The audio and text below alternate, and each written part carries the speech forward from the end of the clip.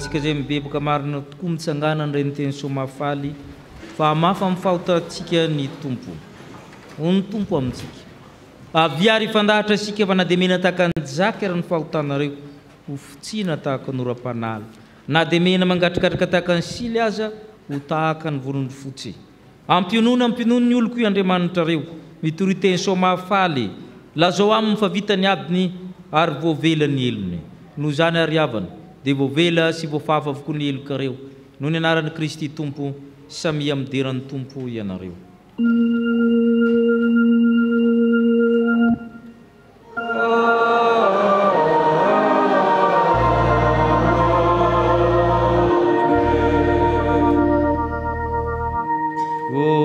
Ninahitany amin'ny avo indrindra o Andriamanitra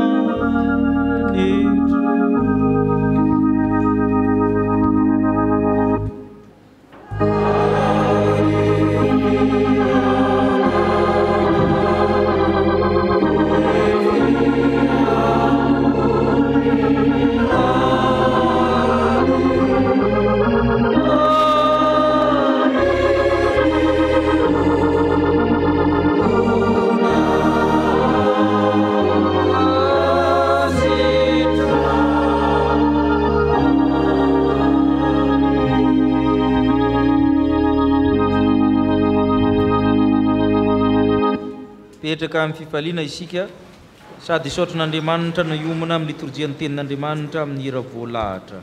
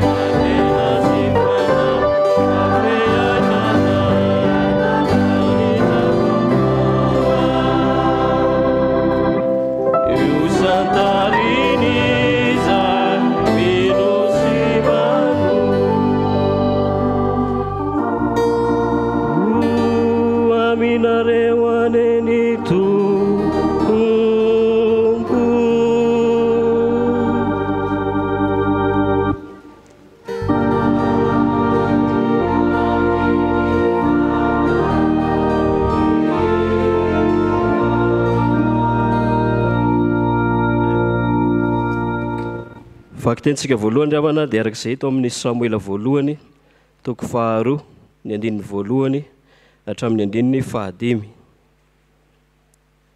Samuela voalohany toko 2 ny andininy voalohany hatramin'ny andininy 15. Vakina amin'ny anaran'ny Tompo. Ary Iana nivavaka ka nanao hoe ny foko ravoravo amin'ny Jehova, ny tandroko voasandratra amin'ny Jehova. Ny vavako misokatra amaly ny fahavaloko fa mifaly amin'ny famonjenao aho. Tsy misy masina tahaka an'i Jehova fa tsy misy afa-tsy anao ary tsy misy vatolampy tahaka an'Andriamantsika. Aza dia mahery miteny avinavina ary aoka tsy alokin'ny vavanareo ny fireharehana fa Jehova no Andriamanitra ny fahalalana ary izy no mandanja ny asa. Tapaka ny tsipikan'ny olo-mahery ary izay mila horeraka dia sikinana hery. mikarama mofo ny voky ary mianina kosa ny nona. Ny momba miteraka fito ary miamalemy kosa ny maro anaka. Toizana amin'ny Filipianina toko faha-efatra ny andinin'ny faha-efatra hatramin'ny andinin'ny faha-sivy.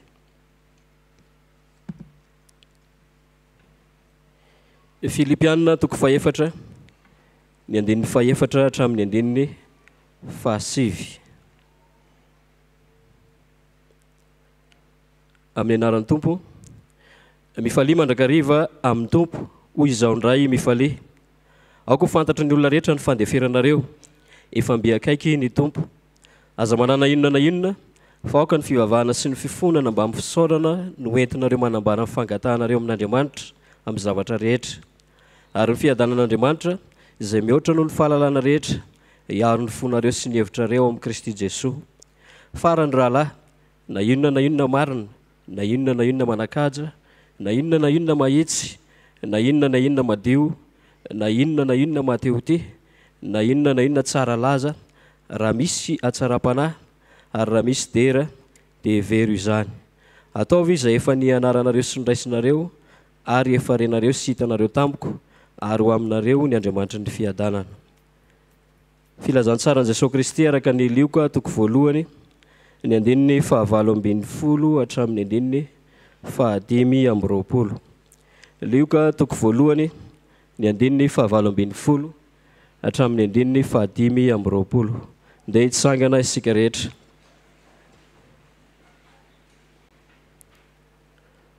Amin'ny anaran'ny Tompo, ary hoy Zakaria tamin'ny ilay anjely, inona no ahafantarako izany? Fa izao efa antitra, ary efa antitra koa ny vadiko. Ary ilay anjely namalika nanao taminy hoe, izao ny Gabriela izay mitsangana eo anatrehan'Andriamanitra, ary ny raha nahiteny aminao aho ka ilaza aminao izany teny mahafaly izany. Koa indro mony ianao ka tsy ahay miteny ambara-pahatonga ny andro isehoany izany zavatra izany, ho valiny tsy ninonao ny teniko izay ho tanteraka amin'ny fotoany. Ary ny olona dia niandry Zakaria ka gaga no izy naharitrela tao amin'ny tempoly. Kanjo rehefa nivoaka izy dia tsy nahay niteny taminy ary dia fantatry ny olona rehetra fa efa nahita fahitana tao amin'ny tempoly izy. Ary izy nanao baiky ny mona taminy ary dia mbola mona ihany izy. Ary efa tapitra ny andro nanaovany fanompoam-pivavahana dia lasa nody tany an-tranony izy. Ary tao aorianan'izany andro izany dia nitoejaza Elizabeta vadiny dia nihery 5 volana izy ka nanao hoe, izao no nataon'ny Tompo tampoka tamin'ny andro izay nitsonjovany, afa-tondromaso ahy amin'ny olona. Amen. Ray masonao, manamasinana amin'ny fahamarinana, ny teninao ny fahamarinana. Amen.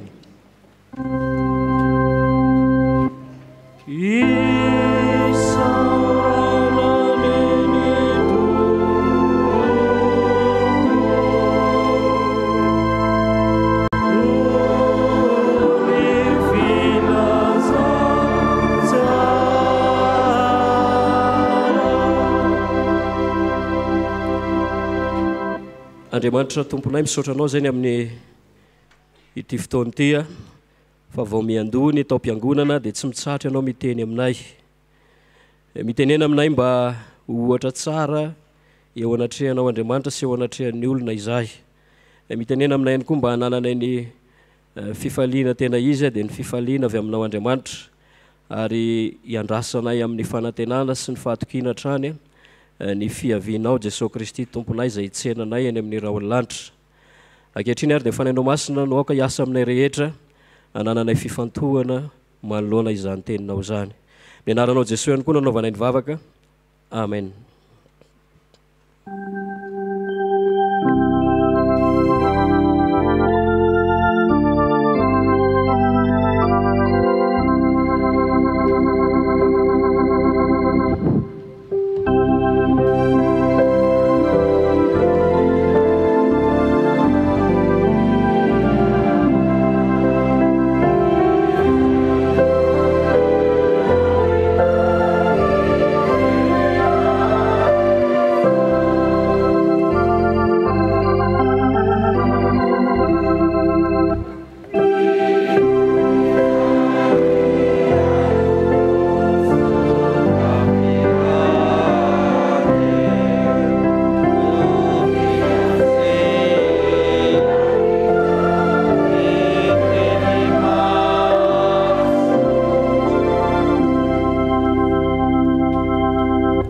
manasantsika azo toerana riavana ho aminareny ny fahasoavany mba ny fiadanana amin'ny manitra raintsika sy Jesosy Kristy tompontsika. Filipianina 4:4.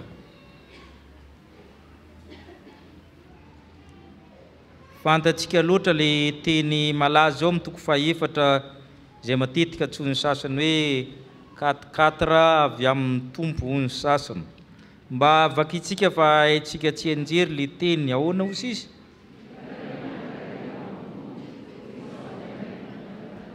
Mifalia na veloma ao amin'ny tompo sady fiarabana izy io ny firaritsoa. Olona migadra le maniraka amin'ny teny hoe mifalia. Ary zay no mahafa azy zany. Izy mijaly indray zany no mampahery. Ny atao hoe épître de captivité na épistile na taratasy amin'ny fifatorana de épistile ny Efesianina, Filipianina, Kolosianina. Olona migadra i Paul no manoratra. Migadra izy nefa mbola mampianatra.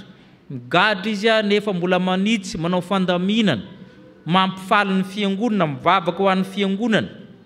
Ary zavatra tsy de vitantsika loatra zany ataon'ny Paul zany raha mamanga marary zany de le marary indray mivavaka ho an'le salama. Vitsivitsy ihany angamba no manao an'izany. Ohatr'izay ny sary ataon'ny Paul, zay mahatonga hoe antsoina hoe epistile ny figadrana na fifatorana izy io. Baiko eto le mifaly. Fa ahoana moa naovana an'le fifaliana? Akatsika loha hevitra hoe kristianina mifaly eo amin'ny tompo. Misy fanalahidy ataon'ny Paul apôstôly amin'izy io. Hoe inona moa ny fototry ny fifaliana resahana io? Amin'ny 7 sy ny 7 misy azy. Ay io fifaliana resahan'ny Paul io mifandray amin'ny atao hoe fiadanan'Andriamanitra na Andriamanitra ny fiadanana zay miverina indroa tahaka ny teny hoe mifalia koa. Vakitsika neny 7 hoe ahoana hozy izy? Ary ny fiadanan'Andriamanitra izay moatra ny falana no iaro ny fonareo sy ny hevitrareo. Zany hoe le fifalian-dary ambony io zany tsy tafapetraka raha tsy misy fiadanan'Andriamanitra miaro.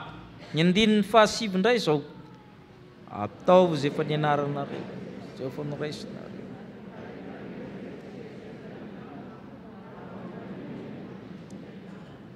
Ho aminareo neny Andriamanitra ny fiadanana. Raha te azo zany fifaliana te izy zany hoe kristiana mifaly amin'ny tompo zany ianao de mila manana ny fiadanan'Andriamanitra io. Fiadanan'Andriamanitra io zany amin'ny teny grika Iréné, na zonan'ny teny hoe René. Amin'ny teny hébreu izy de Shalom. Izy zany tsy de voazava loatra amin'ny teny pirena hafa fa mitambatra amin'ny Shalom na Iréné daholo na fahasalamana, na fandriam-pahalemana, na fahasambarana, na ny fifaliana ao anatin'ny daholo io teny hoe Shalom io na Iréné ao anatin'ny daholo izany rehetra zany. Ahoana ny atateraka ny fifaliana io? Zavatra voalohany de hoe ny fiadanan'Andriamanitra no miaro atsika. Fiadanan'Andriamanitra miaro atsika. Jerekely le 7 teo ahoana hozy izy? Ary ny fiadanan'Andriamanitra izay mihoatra surpassé zany ny fahalalana rehetra, mihoatra noho ny siansa rehetra zay mety ho hainao. Zay no dikan'io fahalalana resahana io zany mihoatra ny intelligence-nao ny entendement nosy mihoatra ny maha-philosophe anao ka ilazana hoe celui j'appelle donc philosophe celui qui dans les mesures du possible possède la totalité du savoir, une connaissance rationnelle. Mihoatra noho izany fiadanan'Andriamanitra izany, mihoatra ny kajikajinao rehetra. Ary zay ny ilana an'io ka raha tsy manana an'ino tsy tanteraka le fifaliana. Atao inona io fiadanan'Andriamanitra io iaro inona moa no arovany voalohany izy io? Ny fonareo. I fo io zany ao ny aviany aina, ao no ivony zavatra rehetra. Io zany arovan'Andriamanitra. Teo amin'ny toetsaina tantsinanana ny hevitra dia anatin'ny fo. Ady tsara fa tsy mitovy ny tandrefana sy ny tantsinanana. Ny tantsinanana zany dia misaina ato amin'ny fony. Zay daholo ny baiboly fa ny hevitra dia ao amin'ny fo. Fa ny tandrefana zany aty. Dia zay le teneneo zany anatin'io zany miaro ny fonareo.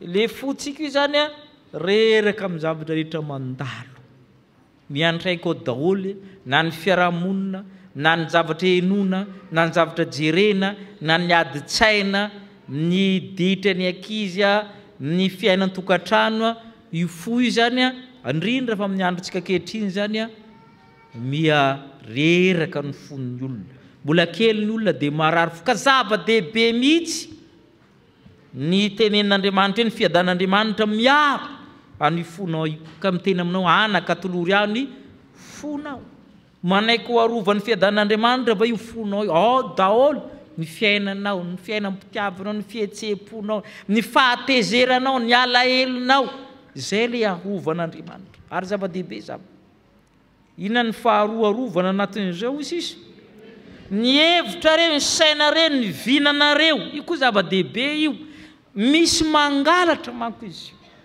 le vinanao io misy mangalatra na io nofonao io misy mangalatra dia volo zany mangalatra an'io misy mangalatra io ary ny olona raha vao tsy manana vinana nofo dia tsy olombelona izy hayavy edrimiko izy Luther Martin King io zany a misy maka ary zay le ny hevitra reny fikasahanao na amintsika fiangonana ary ny tetikasanao ny tetikandronao ny tetibolanao a misy mangalatra io zay le arovan'Andriamanitra ilaina io ary zay mahatonga azy mitena amin'ny 15 ao ka ho fantatra ny olona rehetra ny fanteferanareo tsy hoe faly fahatany fa mahazaka ny zavatra rehetra miseho rehefa voary io fonao io sy hevitrao io dia mahazaka ny zavatra rehetra ianao tsy hoe kory hoe tsy andajim-pahoriana ianao tsy misy olana ianao fa mahazaka aoka ho fantatra ny olona rehetra fa ianao dia mandefitra amin'izany rehetra izany satria akaiky ianao ny tompo fa tsy lavitra izy ary ho avy izy amin'izao tahaka ny mahatonga antsika miandry azy amin'izao advento izao ka noho izany izy amin'ny 19 ny tebotebonao ny ayahinao soloanao inona solofo vavahana solofo fifonana solofo fisaorana zany rehetra zany mitebotebonao ny ayahinao rehetra tebotebo tsy azo asa tsy azo fivelomana hiakatra ny vidim-piainana manahoana ny amin'ny rano ny bidon jaune sy sisa ahoana zany rehetra zany amin'ny fiainan'ny olona mahatonga ny olona fohy andro izany rehetra zany ary zay mahatonga aza manana ina mila mivavaka ianao misaotra aza dininy rehefa tsy hitanao zay tenenina misaotra tompo hoe aza dininy misaotra fa tena vavaka lavabe ny fisaorana fa matetika tsy dia fanaontsika loatra satria ny zavatra tsara ihany manko naovantsika misaotra fa ninina amin'izay manambara ny fangatiny misaotra nareo amin'ny zavatra rehetra ary zay le resahana eto hoe le fifaliana zany ny tenenin'ny Paoly mifalia mandrakarivo zaho amin'ny tompo fifalianao amin'ny tompo io tsy azo io raha tsy misy fiadan'Andriamanitra miaro atsika fifalianao amin'ny tompo io ny zavatra faharoa tenen'ny apôstôly momba n'io fifaliana io mifandray amin'ny fiadanana dia ny fampianarana mba vakitsika indray ny 15 ataovy izay efa nianaranareo sy efa niraisinareo sy efa ary ho aminareo ny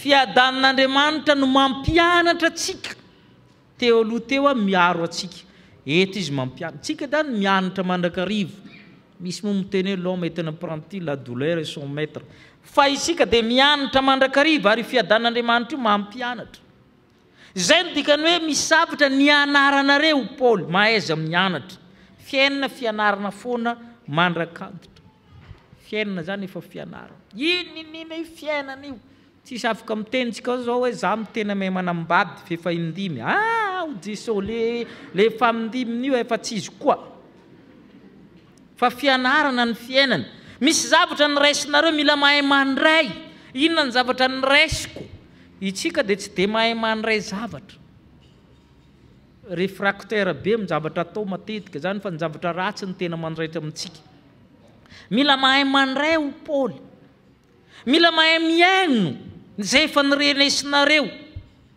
ny finoana dia avy amin'ny toroteny ary ny toroteny dia avy amin'ny tenin'ny Kristy fa vitsy ny olona mahay miaino amin'izao te hiteny foana te ho aneho hevitra fa tsy mba miaino raha te halala ny faty tratra ny tsy fahaiza miainao aminao anao dia akipimo masonao dia eno fa fe mitabataba ao hatramin'ny anao miady varotra fripy amin'ny arabe hatramin'ny bus eninao anatiny ao zany hatramin'ny ompa raha vao kipinao ny masonao fa mitabataba be ny ao anatsika ao fa mianara miaino fa itsika dia faran'izay olona mitabataba ary zany mahatonga anao manofo ratsy foana satria mitabataba anao anatinao ao fa mianarana manakipikipika kely 10 minutes da veninao daholo ny zavatra tsy faheno rehetra io fa ao anatinao ao zany misy rehetra misy tsena ao misy pochard ao misy bateau beach ao misy feno anatinao akipika kely raha tsy marina zany eno izy fa miteny ao anatiny ao aviaiza daholo zany feo zany fa eninao resaka exercice psychologique zany mikipio masonao dia eno fa miteniteny be ao tsy mahay miaino isika nefa nomenina sofina roa enona misy dikany be zay natao anankiroa lay sofina izay mahatonga ny Paoly apôstôly miteny hoe nefa hitanareo koa inona ny hitanao ka azo ianarana aty amin'ny fiangonana amin'ny namanao tsy mahay makatahaka zavatra tsara isika fa ny ratsy zay le hoe aza ny ratsy no alainy moramora kokoa manko makatahaka zavatra ratsy ndeha nitoro filazany tsara le tanora kristianina voatoro tsara ny filazany tsara fa gaga ny ray aman-dreny tao tanàna fa afaka herinandro monja no dia le mpitoro filazany tsara dia nibrotsika daholo ny patalony zazalahy rehetra tao tanàna fa nanina ny brotsaka le mpitoro filazany tsara ohatra zay le patalohana anao fa dia iny zany mitandasy tana fa tsy le filazany tsara ny voarainy fa gaga daholo nytaony fa ahoana koa ary tony izay zany ny fiadanan'Andriamanitra mampianatra ary i Paul dia mampiasa na culture d'excellence zay mahatonga azy miteny amin'ny andinin'ny 9 ny zavatra mahatsara rehetra ahoana ho sisy ao na inona marina na inona manan-kaja na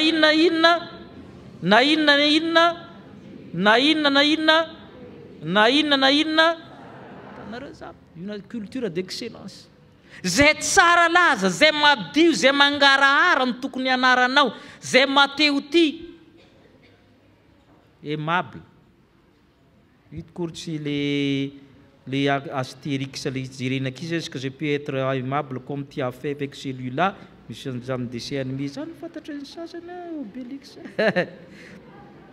fa ity zany le resana hoe mateo ary misy teny maro disotsika ny teny hoe sympathique zany amin'ny fiforonan-teny na étymologie dia tsy le teny hoe sympa zany tsy arakaraka iny fotony amin'ny teny grika hoe zavatra mahafaly anao fa ny tao hoe sympathique zany avy amin'ny teny hoe sune na teny grika dia pathos amin'ny teny grika pathos veut dire souffrir ka ny olona sympathique amiko zany dia olona mahay miara misofra amiko fa ny sune dia avec ny dikany na comme na wiva amin'ny teny anglisy ny olona sympathique amiko zany dia olona mahay miaritra amiko zay no tena izy fa tsy olona mahay miara mifaly amintsika ny olona sympathique dia olona le miara mirozirosy zany miara fa tsy zany ny tena fototry le teny fa ny olona sympathique zany dia olona mahazaka ny fahorianao satria ny sune miaraka dia ny pathos souffrir zay na viny teny hoe passion ary zay le resahana eto zany hoe mateotia le mateotia zany tsy le olona malifaly anao fa le olona mahay mizaka ny fahorianao miaraka aminao reo ny ampianariny fiadanan'Andriamanitra zay tsara laza zay tsara za amin'io amin'ny teny grika ny rehetra dia midika zavatra tsara euthanasie zeb ireny zany le zany milaza zavatra tsara euphémisme ny zany tsara midika ny hoe eugène dia olona tsara tamin'ny fahaterahana zany hoe mora zany izy teraka ny hoe eugèbe zany dia olona tsara toetra indrindra azo alentahako zay nodika ny teny hoe eugèbe olona manana fiainam-panahambolona atao hoe eugèbe ny zany dia izay zany le mateotia eto zay le atao hoe tsara laza eto zay natao hoe atsaram-panahy eto ireo zany fiadanan'Andriamanitra manome azy ka raha te hanana fifaliana tena izy isika ho Paoly apôstôly dia mila fiadanan'Andriamanitra hiaro atsika fiadanan'Andriamanitra ampianatra atsika andeha jerentsika ny ohatra momban'izany amin'izany fiarovana zany hoe izy io anie misy mangalatra. Samoela voalohany Iana nahitantsika voalohany a Iana zany a vehivavy tamin'ny fotoan'andro moa zany mety ny mampirafy dia nampirafy Elikana ny ray niteraka ny ray tsy niteraka dia nizimbazibain'ny fiarahamonina le tsy niteraka dia nalahelo be izy a tsy zaka ny fontsony dia nankana amin'ny tempolo izy nivavaka. Zay le vina zay le etaeta zay. Mba jerenge ny toko voalohany 220 sy ny 320 220 hatramin'ny 420 fa nisy nangalitra le vinana hoe iteraka. Ahoana ozy izy? Raha mbola naharitra ny vavaka teo ny Jehovah izy dia nodininy Ely ny vavany, Ely le mpisorona fa no ny tenan-kampo ihany ka ny molony ihany no nihetsiketsika fa ny feony tsy ry akory ka dia nataony Ely fa mamo izy dia hoy Ely taminy mandra-pahovina no mamo ianao dia isora aminao ny divaina. Tana olona mivavaka zao manana etaetam-panahy maratram-po ozy ny devoly amin'le mpisorona hoe mamo le madama. Or madama anao tra-piangonana ve anao dia dozy zay le fandehany misy mangalitra za amin'le vina fa soa ihany fa miteny izy hoe tsy mamo aho ozy izy fa marary ny foko. Dia ny valian'Andriamanitra zay atak'izay. Zay ny fiderana hitantsika amin'ny toko faharoa ny vakina teo. Ny vavako misokatra mali ny fahavaloko izy fa tsy resy tanteraka le vina, tsy misy masina tahaka anao, tsy misy vatanampy tahaka anao. Ny andininy faefatra tapaka amin'ny tsipika ny olo-mahery fa zay mila horeraka sikina ny hery. Zay le hoe tandremo fa misy mangalatra le vina, misy mangalatra izy io. Dia jerentsika ohatra manaraka ny lioka toko voalohany teo Zakaria. Ndraindray izy tsisy mangalatra fa isika ny bedoika loatra. I Zakaria efa fantatsika efa akaiky ny krismasy. Anjely Gabriel zany a mpitondra teniny Andriamanitra. Ngeza be zany a mpitondra tenin'Andriamanitra io Gabriel. Efa mba niteny tamin'ny Zakaria hoe iteraka ianao izy hitantsika amin'ny amboniny eo. Lehibe le zaza hatramin'ny anarany efa nomeny. Inona valiny le ria amin'ny 170? Efatitra be a. Misy karazany olona mpamokatra olana amin'ny fiainana ana mitenany ary efa tolorona vahaolana mbola mamokatra olona. Rehefa mandeha bus anao dia manao dikan'izay ka aloha fa antitra be a zay ny dikan'izay raha mandeha bus. Misy karazany olona rehefa miresaka aminao na miady hevitra dia mampitranga problème amin'ny projetnao foana no ataony. Misy zany sa tsisy. Marina fa ilaina ny tsikera fa ny anazy zany a tena tsy manome vahaolana fa raha manao an'izao dia zao ny problème an'io ao izy dia tsisy vahaolana iny. Ovanao hafa dia mba nome problème vaovao hafa indray izy. Misy karazany olona zany loharanona olana fa tsy mba vahaolana. Dia Zakaria tratran'izany bedoiky efa miteny le anjely farany zany a voasazy. Homony anao izy le anjely valiny tsy nenao ny teniko zany mpitondra tenin'Andriamanitra tsy henonao fa soa ihany a fa tsy nsotomina le fahasoavana hoe teraka fa azo le fahasoavana fa mona aloha mandra-patongany. Zay zany hoe mila mianatra miaino mba tsy hanao tahaka ny Zakaria. Mila mianatra mandray fa misy olona tsy mahay mandray. Mila mianatra isika zany. Fa i zavatra rehetra fa nomeny tompo antsika sokafantsika ny filazantsara ny Jaune momba an'izany fiadanana zany. Jaune toko fahaefatra ambin'ny folo.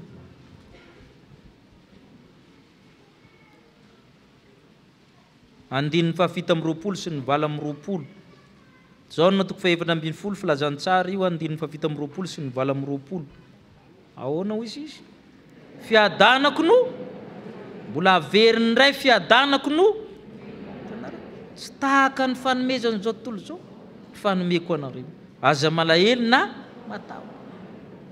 Farihinareo fa zavona.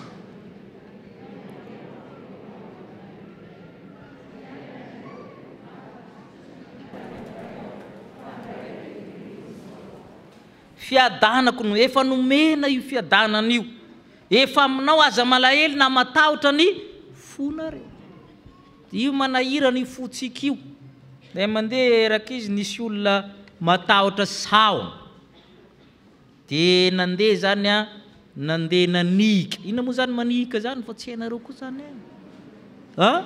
na misaka trondro de nitsambikina le savana de nidofotra tamin'ny vava saika torana ianao satria nietretiny hoe voateliny le sao tonga tany an-trano nanavy narary efa ho herinandro ny alamaina le dokotera disy mpampianatra anankiray zany a katekista de tonga inona tsara nankararanyio abara tantara tsara ny saona zay ny antomboany ay izy le katekista sady taletsekoly akao koveta de nakana koveta avienao mba mandroandroa eto de nandrora izy avy teo a nalainy le tale le saona efa maty any nalatsa mitao io fa nivoaka le saona izy tsemboka le zala sitrany le fo io ty manahira ny fo io zay mahatonga an'Jesosy miteny fiadanako nomeko anareo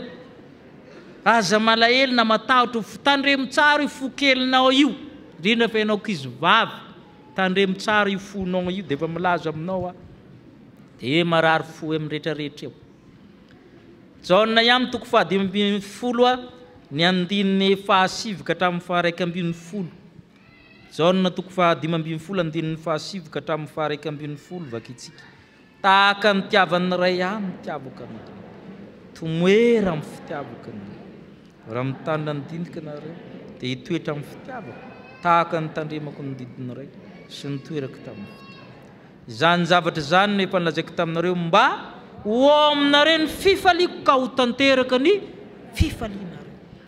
fifaliana omen'Andriamanitra miaraka amin'ny fiadanana ka ekeo ny fiadan'Andriamanitra iaro anao iaro ny fonao ny hevitrao ekeo ny fiadan'Andriamanitra ampianatra anao de hifaly mandrakariva ao mitompo ianao amen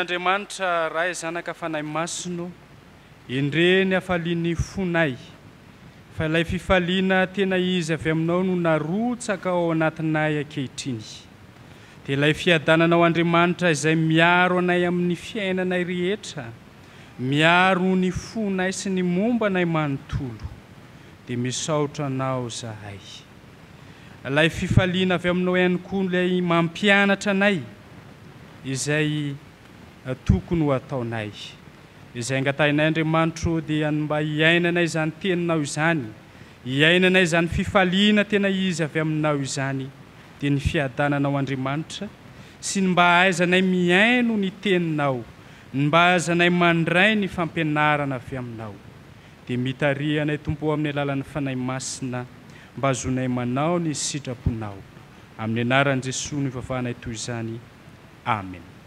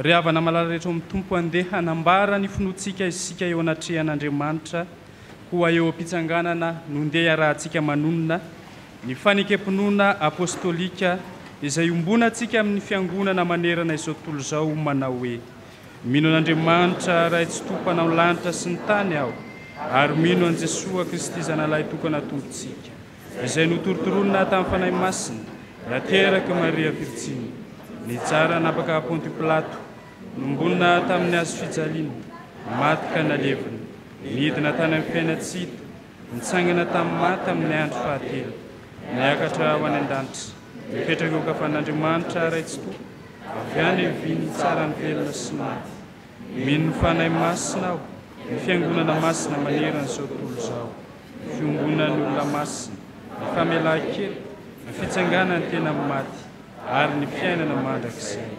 Amen. Petraka isika. Fifaliana ho antsika ny amin'ny reto avatsika izay nomen'Andriamanitra dimy sy fara nanolotra ny zanany izy mba ho isan'ny fiarahamonina ankehitriny 770 dia hiatrika ny alitara masina izy ireo. Andininy no voalohany.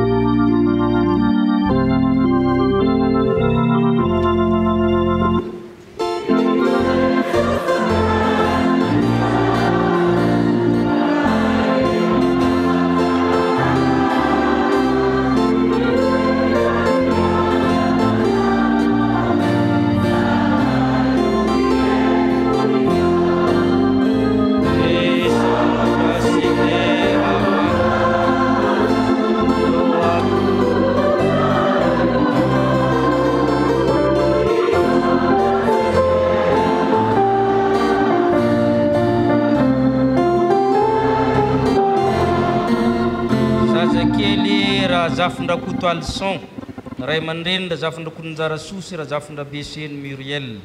Zazakely raha zafindrakoto Nary Nambinitsono wa, ray aman-dreny raha zafindrakoto Lazatsosy, raha kotona Nary Nambinina Mina. Izy ale tonga. Ay, piroko nisy nangalitra.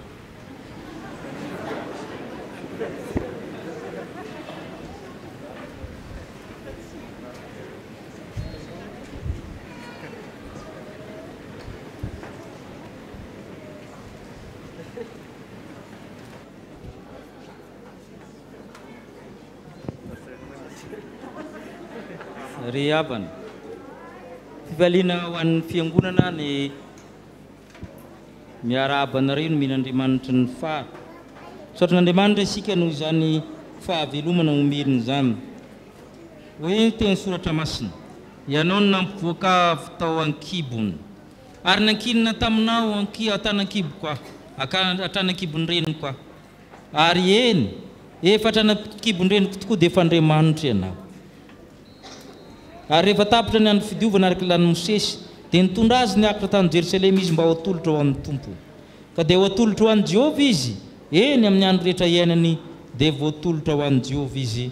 Amen. Ivavaka isika misaotra anao izay Tompony amin'ny fahavelomana nomenao ireto zaza ireto ray ny mpianakaviana velony zaza na zanaka ny ray mpianakaviana tombo isan'ny fiangonana ny fianakaviana vavolombelony zany zay rehetra ny fitiavanao tsy miova isaky ny taranaka mifandimby kometesy ianao ray eo hitany ray aman-dreny karakara lehibe izao zaza izao me fitiavana fiadanana izy ireo araka ny teninao nananany fifaliana nabeazany anolokolony ny zaza mba ho isan'ny zanak'Andriamanitra atrano toan'ny fanahy mazoto izy ireo ho amin'ny sakrameta masina amin'ny fotoana mahamety izany taiko izay fiangonana mba ataiza tsara ireo taranaka rehetra nomenao anay misaotra Tompony amin'ny fahasoavanao.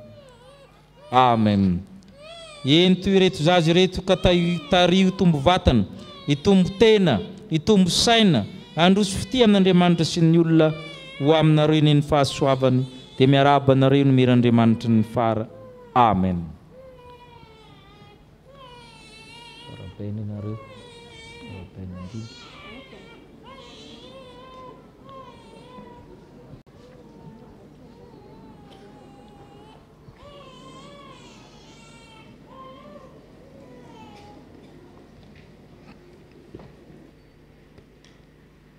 Misy ny sakramentan'ny batisa koa atolotra ho an'ny zanatsika vala me 720 dia andininy voalohany sy ny faharoa dia omana amin'izany avatrany isika.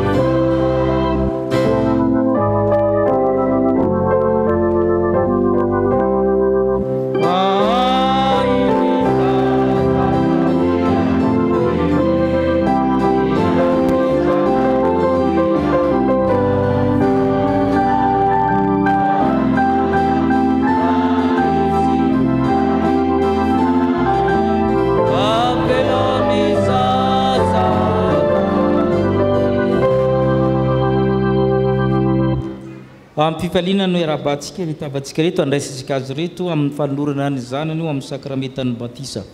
Hoenontsika ny teny fanorenana azy io sakramenta masina izao. Hoy ny Tompo, efa nomena ny fahefana rehetra nandany resetiany taminy, koa mandehana ianareo. Ataovy mpianatra ny firenena rehetra, manao batisa azy ho amin'ny anaran'ny Ray sy ny Zanaka ary ny fanamasina, sady mampianatra azy tandrina zay rehetra nandiko anareo. Ary ino zao mombonareo mandrakariva ambara-pahatonga ny fahatapeherana zao tontolo izao. Araoriko ny fanekeko amiko saminao, mba amin'ny taranaka mandiby anao, mba ho fanekena mandrakizay, mba ho Andriamanitra sy ny taranaka mandiby anao ary anao kosa dia ho zanako. Fa ianareo rehetra dia zanak'Andriamanitra amin'ny finoanan'i Kristy Jesosy. Amen.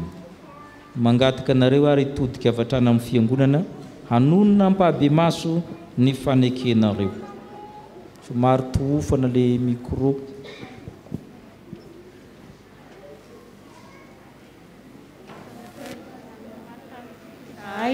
Ekenay ny joro nanotenina amin'ny asa ho mpanompon'Andriamanitra mahatoky mba hahatonga anay ho fianarany zanakay amin'ny androm-piainanay rehetra. Ekenay ny hanatanterahany fiangonana amin'ny zanakay ny fitaizana rehetra araka ny filazantsara tokony atao aminy mba hitombony amin'ny fahalalana. Izao fahasoavan-dehibe raisinay avy amin'Andriamanitra izao sy hanekenan'i Jesosy ny Tompo azony hery andava ny asan'ny Satana rehetra, vonona ny hivavaka ho azy sy hampianatra azy hivavaka, ka hampiditra azy ho mpianatra sekola lahady izahay. Ekenay ny hampianatra azy ny anton'izao fanaovam-batisa izao, ary ezainay ny taona azy ho mpandray fanasan'ny Tompo. Ny herin'Andriamanitra no ekinanay hanatanterana izany. Amen. Mandre ianareo Andriamanitra, todika aty amin'ny alitara masina ianareo. Ianareo koa atao batisa, mianatra ka efa mianatra sekola lahady, dia itsika fiangonana hitsangana hangataka ny fanahy masina.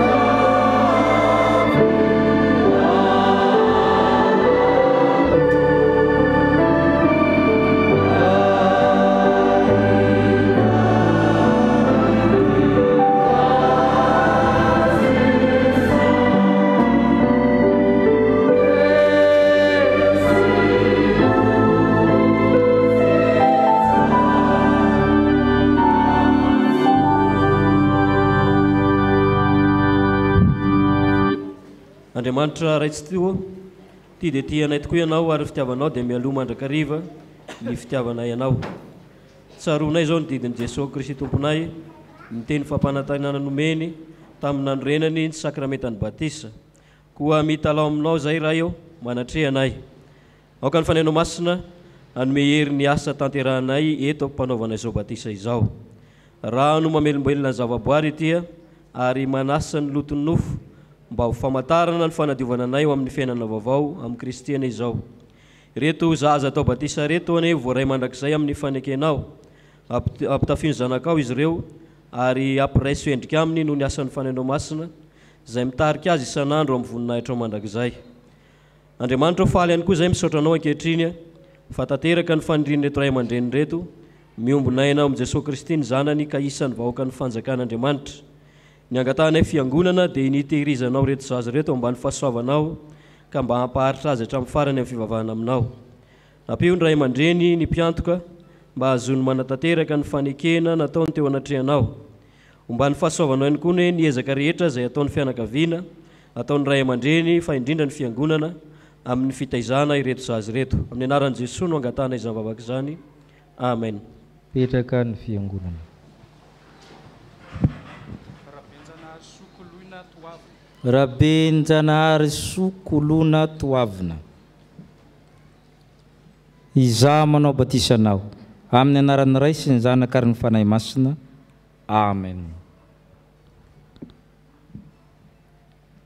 Rabe mananjara antsan'ny aina ambinina. Rabe mananjara antsan'ny aina ambinina. Izaho manao batisanao amin'ny anaran'ny Ray sy ny Zanaka ary ny Fanahy Masina. Amen. Rabenjanahary soma amin'ny aina tafita. Rabenjanahary soma amin'ny aina tafita. Izaho manao batisanao amin'ny anaran'ny Ray sy ny Zanaka ary ny Fanahy Masina. Amen. Vonjiasina Radoary soa. Vonjiasina Radoary soa. Izaho manao batisanao amin'ny anaran'ny Ray sy ny Zanaka ary ny Fanahy Masina. Amen.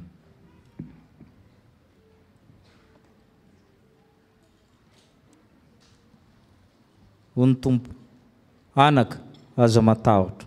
Efa nanavotra anao aho, efa niantso ny anaranao aho. Ay ianao. Ento ireo zaza ireo ka tezao tsara fa zanak'Andriamanitra. Amen. Ny hera fa 7:30 ny sorantsika ny Tompo, faly dia faly izay mpanomponao.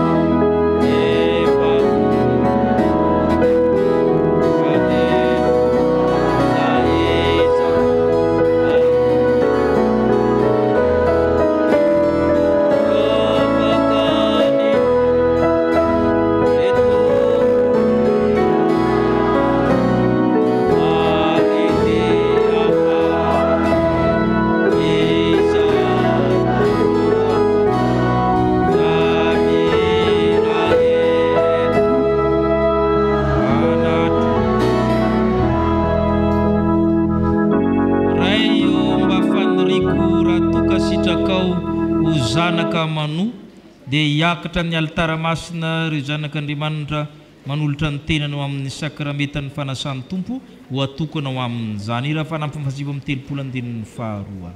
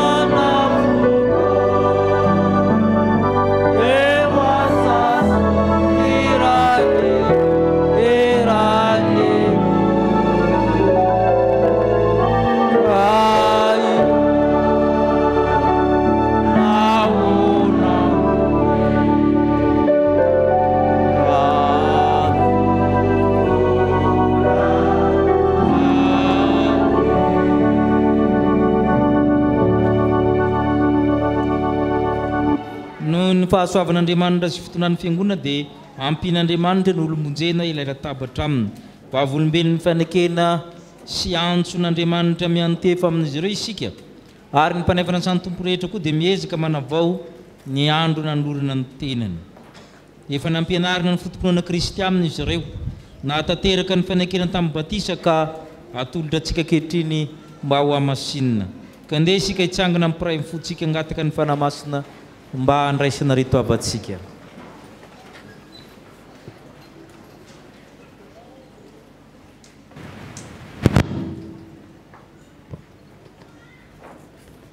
Ivavaka isika ry havana. Ry ray mandrakizay eo misaotranao amin'ny fonay manontolo izahay. Sitraka ao mantsy no nanome toky anay fa ny teny fikasana momba ny famonjena dia ho anay sy ny zanakay ary ho an'izay rehetra lavitra na iza atso ny fitiavana hanatona anao. Andriamanitra tsara sy matoky o, nino ny fanambaranao zahay. Teo am-batisa dia nanokana ny zanakay ho anao zahay, ka nangataka ny irotsahan'ny fahasoavanao aminy. Nampianarinay ny filazantsara anao izy, ary niezaka izay na dia malemy aza, mba hitarika azy ho amin'ny fiainana mandrakizay dia ny mahafantatra anao, izay Andriamanitra tokana sady marina sy Jesosy Kristy izay efa nirainao. Ary ankehitriny rehefa nandreny antsonao izy, ka afaka hifidy ankalalana ny lalana izorany, dia indro tonga eto anatrehanao mba hanambara ny finoany. Ry Tompo Andriamanitra io, mba hianore ny vavaka rehetra izay miakatra eo aminao azy ireo. Raisy koa zahay rehetra anio amin'ny firaisana masina aminao, amin'ny anaran'i Jesosy Kristy zanakao, ilay mpamonjy anay no angatana izany vavaka izany, ary ho azy irerany eny voninahitra mandrakizay. Amen. Petraka ny fiangonana. Hoe ny Tompo, izany mpiandry tsara, ny mpiandry tsara manolotra ny ainy amonjy ny ondry. Raha misy olona ta hanaraka aoko izy andano tenany sy hitondrany azy fijaliany ka hanaraka. Fa na iza ny tamonjy ny ainy dia avery azy, ary na iza navery ny ainy noho ny amiko dia azo izy aminy. Fa inona moa ny soa azony olona raha mahazo zao tontolo zao, kanefa very ny ainy, inona nomeny olona ho takalo ny aina?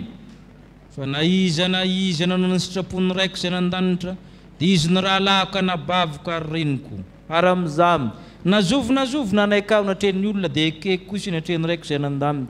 Fa nazovona no andahany natren'ny olona ho laviko kosa izy eo natren'ny raiko izay anandanitra. amen. Malohana za amin'ny tenin'ny tompo zany dia misy fanekena hovalianareo araka izay sitraky ny fonareo. Ianareo va mihin'Andriamanitra paratsika sady raintsika nandanitra izay tiantsika ka manome antsika ny zanany lahatokana izay maty nitsangana tamin'ny maty ho famonjenantsika. Eny tompoko, mino aho. Mihina ny Jesu Kristy zanany izay manome famelan-keloka sy fiainana mandrakizay ho an'ny mpanota rehetra mibebaka ka manaiky azo tompo sy mpamonjy va ianareo. Eny tompoko, mino sy manaiky aho. Moa ianareo manaiky ho an'ny teninareo ny fanekena tamin'ny batisa izay efa nandraisinareo fanamasina tamin'izany ka zany fanamasina zany mampizotra anareo amin'ny lalana fiainana Kristy aminy ka iezaka ny tian'Andriamanitra ankatony sitrapony ahatsiary vavoka sy hamaky baiboly hamonjy fanompom-pavahana sy fanasà amin'ny tompo izay adidy sy tombotsoan'ny mino. Eny tompoko, manaiky ny otisy akatoa aho. Okarinareo anonona ampahabe maso ny anaranareo hoenin'ny fiangonana hamaky ny fanekenareo hoenin'Andriamanitra. Zao Radera Harrison Vonjiasina. Izao Razafindranaivo no menjanahako Josue Kevin. Izao Rahajarivony Rotsitina Fandresena Jessica. Izao Razafelo Betama Tsiasena. Izao Randrianeva Sotolo Janahary Alinina Diarniaina. Izao Rahelonoro Arena. Izao Razafiny manana ny Anjatiana Arniaina. Izao Razafelo Berosy Tokovaly. Rehefa manaraka ny fampianarana finoana dia nanapa-kevitra ny andray fanasany tompo izay nanohona ny faneken'ny famonjena sy ny fampihavanana nataon'i Jesosy Kristy ekeko fa nisoratra manambarany tompo amin'ny fiangonana sy ny mino tsirairay ny sitrapony koa ezaka ao mba ny fitaren'ny fanahy masina ny andinika sy azoto amin'ny fanalany fampianarana fomba samihafa fiaraha-ny vavaka toriteny fiaraha-mandinika ny soratra masina sy ny sisa amin'ny maisa mino ahy dia ataoko zava-dehibe voalohany fitondran-tena Andriamanitra eo amin'ny fitondran-tenako ary ezaka ao ampiasa ireo talenta sy ho fanomezam-pahasoavana nomenay mba hanompoako azy eo amin'ny fiangonana sy amin'ny toerana rehetra alehako ny herin'Andriamanitra ny ankinako hanatanterahako izany rehetra izany. Amen. Mandre ianareo Andriamanitra, todika aty amin'ny alitara masina ianareo. Ireto dia avy amin'ny andiany fanantenana. Radera Arson Vonjiasina. Noho izany fanekena ataona teo izany dia amin'ny aran'Andriamanitra iray zanaka fanamasina dia manamasina anao izay. Manokana anao izay ary mandray anao isan'ny momba ny tenan'i Kristy. Asainay anao ankehitriny handray anjara miaraka aminay amin'ny fanasà amin'ny tompo. Ary Andriamanitra iray tsy tojo efa niantsona tamin'ny maizina ho amin'ny fahazavany mahagagany no hatanteraka sy hampiorona ary hampitoetra anao ho azy ny fanjakana mandrakizay ho aminao ny fahendrena mahiresy sy mahatanja fa mitompo momba anao. Razafindranaivo no menjanahary Josue Kevin. Razafindranaivo no menjanahary Josue Kevin. Noho izany fanekena nataona teo izany dia amin'ny aran'Andriamanitra iray zanaka fanamasina dia manokana anao izay. Manamasina anao izay, mitsodrana anao izay ka mandray anao isan'ny momba ny tenan'i Kristy. Asainay ianao handray anjara miaraka aminay ankehitriny amin'ny fanasà amin'ny tompo. Ary Andriamanitra iray tsy tojo efa niantsona laha tamin'ny maizina ho amin'ny fahazavany mahagagany no hatanteraka sy hampiorona nampitoetra anao ho azy ny fanjakana mandrakizay ho aminao ny fitiavana mahiresy sy mahatanja fa mitompo momba anao. Rahajarivony Rojotina Fandresena Jessica. Rahajarivony Rojotina Fandresena Jessica. Noho izany fanekena nataona teo izany dia amin'ny anaran'Andriamanitra iray zanaka fanamasina dia manokana anao izay. Manamasina anao izay ka mandray anao isan'ny momba ny tenan'i Kristy. Manasa anao izay handray anjara miaraka amin'ny ankehitriny amin'ny fanasà amin'ny tompo.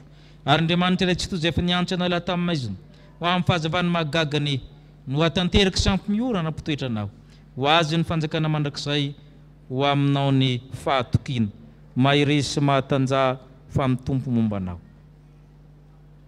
Razafivelo Betama Tsiasena. Razafivelo Betama Tsiasena. Noho izany fanekena nataona teo izany dia amin'ny aran'Andriamanitra iray zanaka fanamasina dia manamasina anao izay. Mitsodrana anao izay, manokana anao izay ka mandray anao isan'ny momba ny tenan'i Kristy. Asainay ianao handray anjara miaraka aminay ankehitriny amin'ny fanasà amin'ny tompo. Ary Andriamanitra iray tsy tojo efa niantsona laha tamin'ny maizina ho amin'ny fahazavany mahagagany no hatanteraka sy hampiorana nampitoetra anao ho azy ny fanjakana mandrakizay ho aminao ny fifaliana mahiresy sy mahatanja fa mitompo momba anao. Randrianay Visotolo-Janahary Alinina diary aina. Randrianay Visotolo-Janahary Alinina diary aina. Noho izany fanekena ataonao teo izany dia amin'Andriamanitra zanaka fanamasina dia manokana anao izay. Tsodrananao izay, manamasina anao izay ka mandray anao isan'ny momba ny tenan'i Kristy. Asainay ianao ankehitriny handray anjara miaraka aminay amin'ny fanasany Tompo. Andriamanitra iray tsy avy antsy raha tamin'ny maizina ho amin'ny fahazavany mahagagany no hatanteraka sy ampiorana mitoetranao. Ho azy ny fanjakana mandrakizay ho aminao ny fahirizana. Mahirizy sy mahatanjaha amin'ny Tompo mombanao. Rahelonoro Harena. Rahelonoro Harena. Noho izany fanekena nataonao teo izany dia amin'Andriamanitra zanaka fanamasina dia manokana anao izay. Tsodrananao izay, manamasina anao ho isan'ny momba ny tenan'i Kristy. Asainay ianao handray anjara miaraka aminay ankehitriny amin'ny fanasany Tompo. Andriamanitra iray tsy tojo efa niantsy anao tamin'ny maizina ho amin'ny fahazavany mahagagany no hatanteraka sy ampiorana mitoetranao. Ho azy ny fanjakana mandrakizay ho aminao ny fihononana. Mahirizy sy mahatanjaha fa ny Tompo mombanao. Razafy manana ny anjatiana hary ny aina. Razafy manana ny anjatiana hary ny aina. Noho izany fanekena nataonao teo izany dia amin'Andriamanitra iray zanaka fanamasina dia manokana anao izay. Tsodrananao izay, manamasina anao izay ka mandray anao isan'ny momba ny tenan'i Kristy. Asainay ianao handray anjara miaraka aminay ankehitriny amin'ny fanasany Tompo. Andriamanitra iray tsy tojo efa niantsy anao tamin'ny maizina ho amin'ny fahazavany mahagagany no hatanteraka sy ampiorana nampitoetranao. Ho azy ny fanjakana mandrakizay ho aminao ny finoana. Mahirizy sy mahatanjaha fa ny Tompo mombanao. Razafy Velo de Rosy Tokovala. Razafy Velo de Rosy Tokovala. Noho izany fanekena nataonao teo izany dia amin'Andriamanitra iray zanaka fanamasina dia manokana anao izay. Tsodrananao izay, manamasina anao izay ka mandray anao isan'ny momba ny tenan'i Kristy. Asainay ianao ankehitriny hiaraka handray anjara aminay amin'ny fanasany Tompo. Andriamanitra iray tsy tojo efa niantsy anao laha tamin'ny maizina ho amin'ny fahazavany mahagagany no hatanteraka sy ampiorana ampitoetranao. Ho azy ny voninahitra mandrakizay ho aminao ny fifaliana. Mahirizy sy mahatanjaha fa ny Tompo mombanao.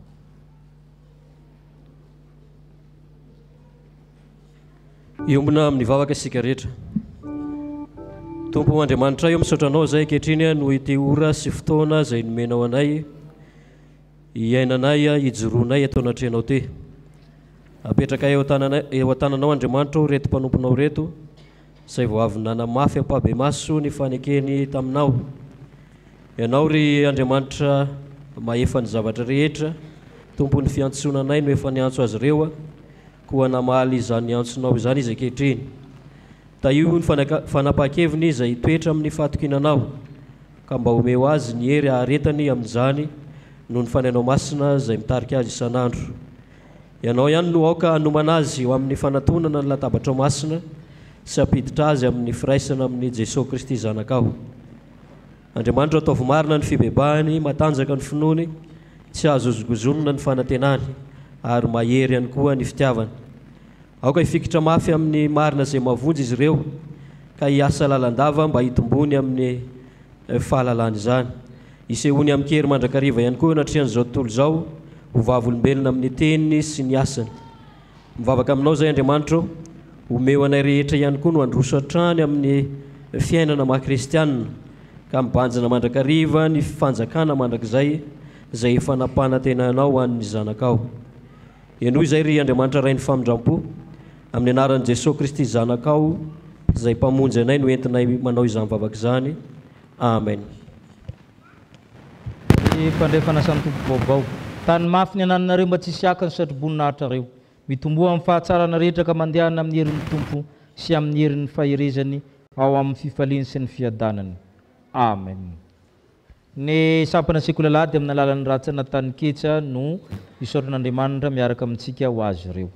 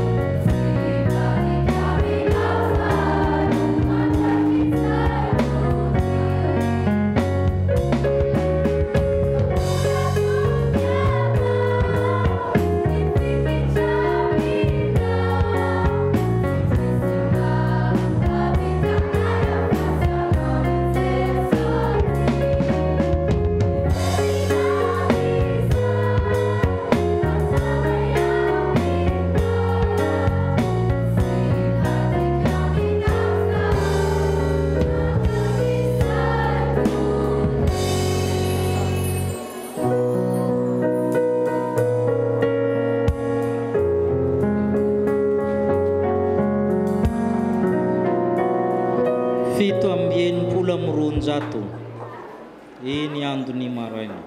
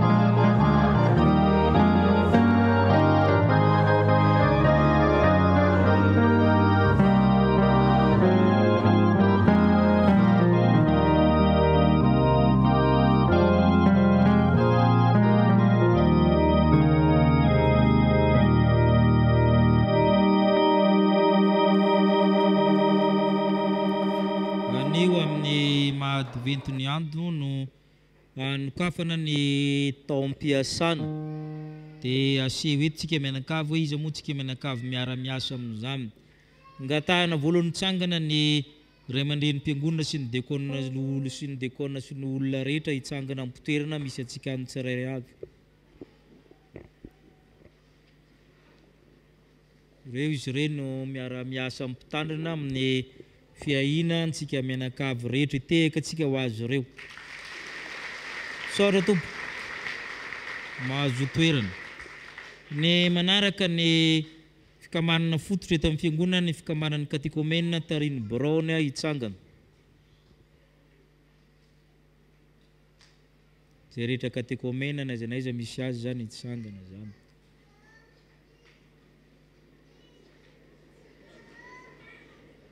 Tehaka tsika ho azy ireo. Saora tompo. Ny komity ny faharoapolo 20 taona hitsangana amin'ny toerana misy azy aby. Tehaka tsika ho azy ireo. Ny komity teknika rehetra amin'ny toerana misy azy aby, ao ny sary, ao ny feo, ao ny zava-maneno, ao ny komity ny liturgia. Hitsangana ianareo.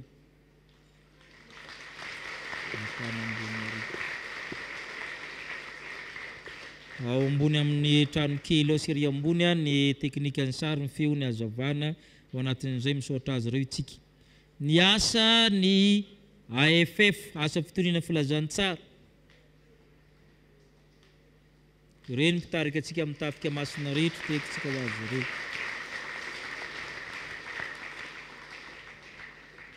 Saora tompo. Ny sampana sekoly Alahady na ny ambony na ny aty ambany hitsangana avokoa miaraka amin'ny birao sy ny komity mpampianatra. Natin'izany ny rantsana tanin-ketsa. Saora tompo. Ny sampana mpanazava stily miaraka amin'ny komity mpivondronana sy ireo foloa zanaky ny fiangonana.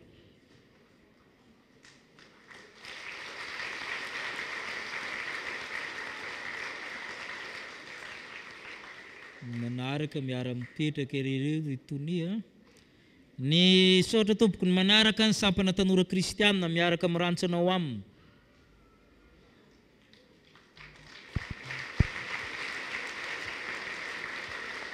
Misy ny antsan'ny foloalindao dia misy ny RFF rantsana fanatanjahantena sy fialamboly. Misaotra tompoko. ny sampana Dorcas miaraka mirantsanao aminy.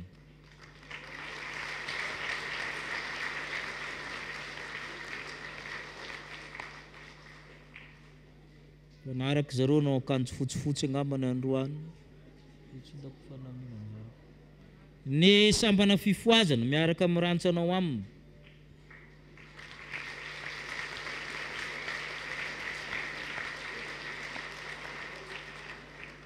Misaora tompo, reny manaza antsika ny talata zoma manomboka amin'ny taona miditra iny misy maraim-baovao sabotsy ny alarobia efa fatatsika.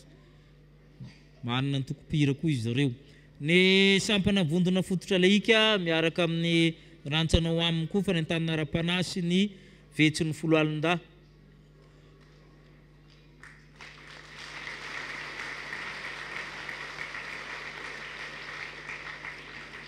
Misaotra azy ireo isika dia nisy tsy voatonona daholo. Ny Braon Fiangonana tekitsika ho azy ireo.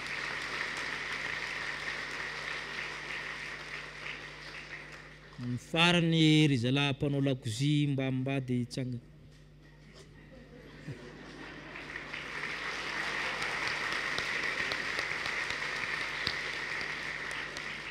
Zay vao itsika rehetra voakan'Andriamanitra hitsangana.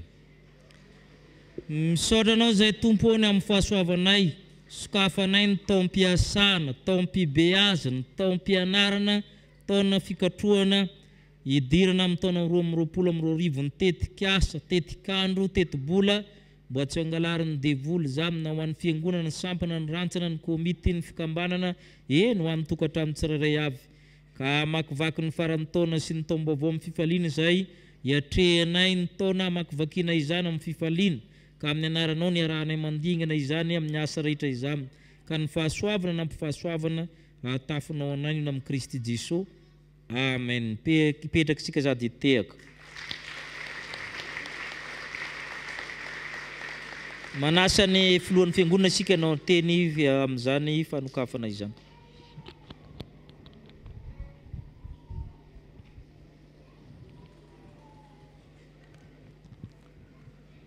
Miarabantsika rehetra amin'ny anaran'ny Jesosy Kristy Tompo. Miarabantsika menakavy ihany koa tratry izao andro anio izao, ny alahady faharoa aorian'ny advento, andro izay anokafantsika ny taona taom-piasana 2020 indray izany. Misaotra an'Andriamanitra isika ry havana fa dia mbola tafavory eto amin'izao fotoana izao, na dia fantatritsika fa raha ity taona 2022 ity dia anisan'ny mafimafy ihany tamintsika tany amin'ny voalondony taona tany. Nefa no fahasoavan'Andriamanitra dia navelany ihany isika hiara iombavaka tato anatin'ity tranon'Andriamanitra ity. Raha ity taona lasa ity tokoa no resana dia mety maromaro ny tetikasa sy ny tetikandro izay nieritreretintsika ho tanterana, nefa vitsivitsy ihany amin'izy ireny no tanteraka. Ao no tanterana tamin'ny fomba tsotra sy dia tsy araka ny eritreretana azy, nefa no fahasoavan'Andriamanitra dia tanteraka soamatsara ihany ny fankalazana azy ireny, atao ny jobily, ny sampana vitsivitsy, ny Dorcas, ny sampaty, eo koa moa zany ny fankalazana ny 20 taona mampitandrina ny pasteur Kodjafy Mikaela Menakavy sy ny 20 taona ny rananompo eto amin'ny fiangonana chapelle militaire eto Paibe. Be dia be izy ireny.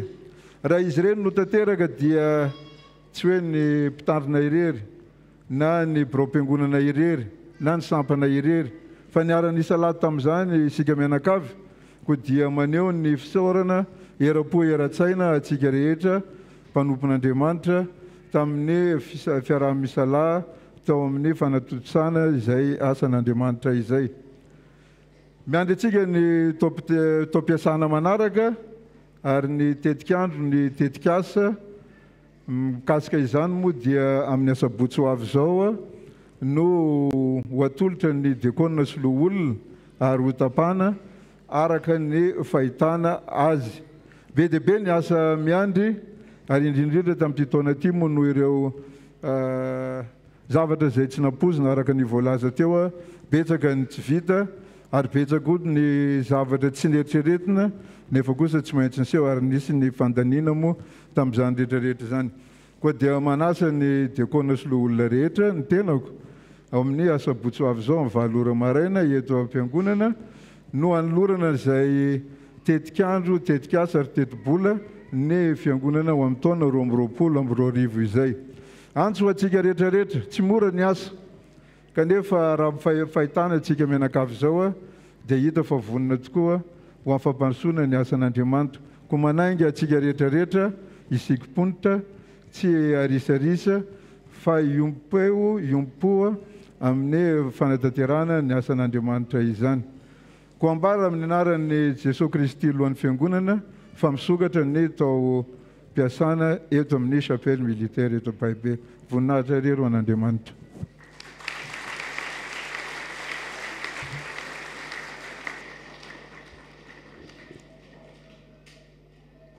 Tonga amin'ny fotoanan'ny rojombavaka isika, anganareo izay teraka Desambra zany hitsangana ho arabain'ny fiangonana.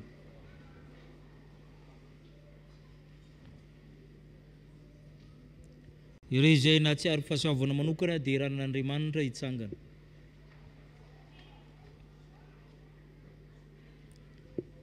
Ireo izay manana olana manokana fampitombona am-bavaka hitsangana. Ireo izay marary sy manana ny marary hitsangana. Ireo izay namony havany ny donam-pahoriana hitsangana. Hivavaka isika. Misaoranao zay Andriamanitra raha mbola manana zao fotoana isam-bolana izao izay tena maminay tokoa ifampitondrany am-bavaka ary mahomby amin'ny fiainanay ary anananay trekefany amin'ny fitiavanao. Ko amin'ny anaranao nampahirezina reto avanay reto, namony hava malala. Saraka irery izy, ao ny miayay amin'ny ho avy ka mboty mpitondra tena. No Andriamanitra efa niteny taminay fa ny fiadanako no omeko anareo. Zany fiadananao ameonao azy, hiaro azy, ampianatra azy. Ka na dia ory ary izy ankehitriny mbola hifaly aminao. Hitantana azy ianao tahaka ny fitantanan'ny ray ny zanany amin'ny tanana ankavanana. Anoro lalana azy ianao, hitantana azy anome izay ilainy, kiadiny ka mboty sy ny mpitondra tena. Indrindrandrindra fanahy ny fampiononana menao azy, ny fianakaviana manontolona ny entina tsy eto ianao Andriamanitra no ampionona azy ireo. Misy ny marary atao amin'ny fiangonana, anan-tokantrano, any amin'ny toerana maro samihafa, farana ny taona nefa ohatran'ny tsena ny aretina sahady izy ireo. Ianao Andriamanitra no hikasika azy ireo, hiaro ny ainy tsidina nan-davaka, hanasitrana ny aretin'ny rehetra. Anomery ny fanafody ampiasaina no rohevitra amin'ny mpitsabo, ao ny enti-manana amin'izany koa, ao ny tsy maintsy mivezivezy.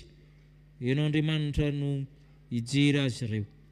Fa tsy fo ny tananao, fa mahavonjy ary sofinao tsy mba lalindalovina, fa mahare mandrakariva, ka ny favahana fifonina mba misaorana no entiny mangataka ny fangatahana izany fahasitranana izany, ka hitsambikina tahaka midery izy ny fahatanorano odindray tany tony ihany voro mahery. Mino zany zay Tompo. Misy ny manana olana, ao ny trosa, ao ny amin'ny fitsarana, ao ny amin'ny fiainam-pianakaviana, fiainan-tokantrano, ao ny amin'ny lovana, ao ny amin'ny fianarany, amin'ny asany, amin'ny endriny maro samihafa. Indraindray toa tsy mahita vahaolana izany. Tototo aty sy aroa, mezy an'ny olona indraindray latsain'ny olona, menatr'olona indraindray. Ary indraindray mitoloko samirery, ary miaritra irery, tsy miteniteny amin'izany olana izany.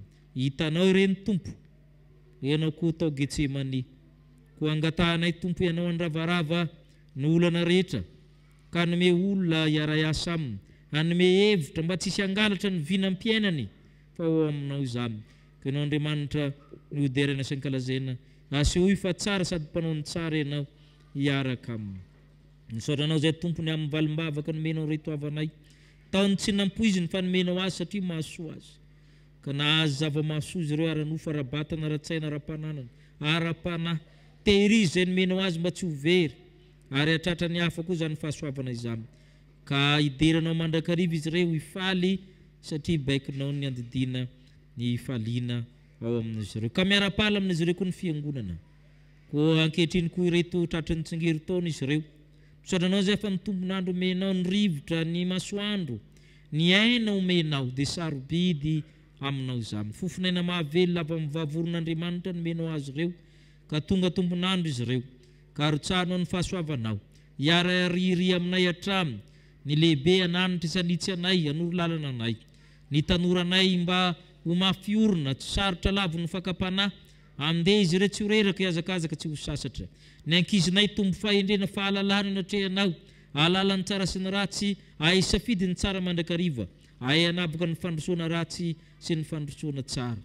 ta io izay rehetra ny any ambony riana ny ao an-tokotany naiza misy azy rehetra ny-tokantrano manaraka amin'ny tambajotra serasera ho valino vavaka tsirairay avy izy ireo mahalala ny mahasoa azy rehetra ianao tahaka nanomezanao ny Zakaria tahaka nanomezanao ny Anna izy rehetra nomenao azy ireo dia mahasoa ka omeo anay araka naben'ny rafonao mino zany zay tompo satria toerina fandraisanay valim-bavaka sesehena ity toerina ity tsarony ambavaka manokana amin'ny taranakay naiza misy ireo avanay ao ny namdeha nianatra ny mpitan-dranomasina ao ny miasa ao ny monina aminy any amin'ny faritany amin'ny toerana maro samihafa indrindra fa manamtanana koa ny aretina arovanao izy ireo ary no Andriamanitra miay azy ireo tsiraray raha maniry eo tamtany ianao Andriamanitra mahay miteza azy ireo fa tsy mba izahay fantatray fa tia azy reny ianao amerina azy ireo ambalanao ianao ka ifandrainy ray ny fony ray ny fony remy ny fony pirahalahy piraitapo ifankatiny ray ifampitantanao aminao mino zany zay tompo satria hainao no manao izany zany nangatany aminaran'i Kristy Jesosy zay tomponay ary ho tomponay mandrakariva amin'ny anarany rery aminy amen tratry ny tsingery taona nareo dia morary soa indrindra soandra tompo